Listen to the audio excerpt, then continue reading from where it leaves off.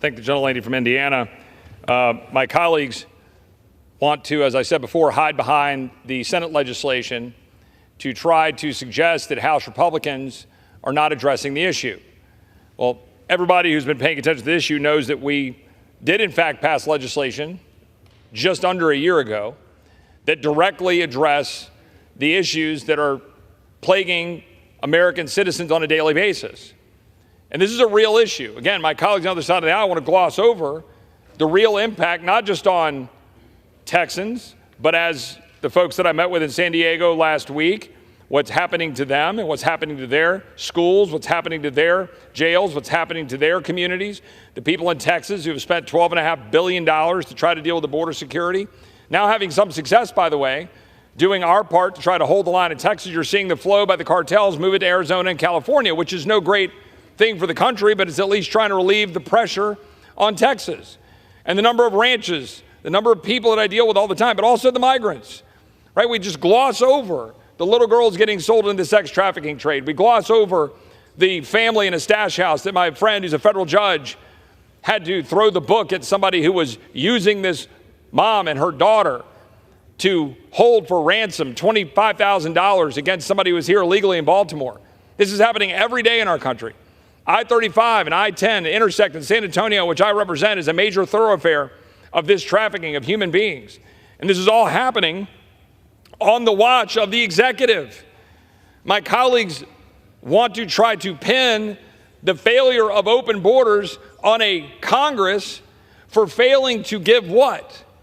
More legislation and tools to a president who has the tools to do what is necessary to secure the border?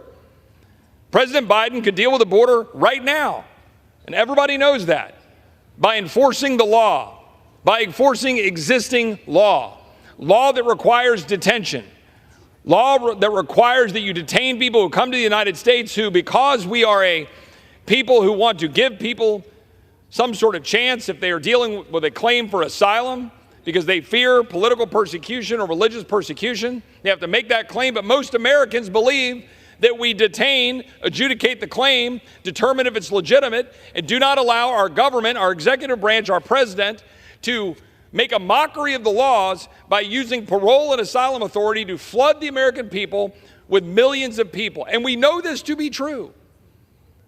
My colleagues on the other side of the aisle have literally no defense to the reality that millions have been released into the United States. Millions have been flooded into our communities, our schools, our hospitals. And my colleagues on the other side of the aisle, they just kind of smugly smirk at what we have to deal with in Texas, what sheriffs have to deal with in Texas, what we have to deal with in our schools, in our communities. When we have to find the dead bodies of migrants on our ranches, because that's what happens.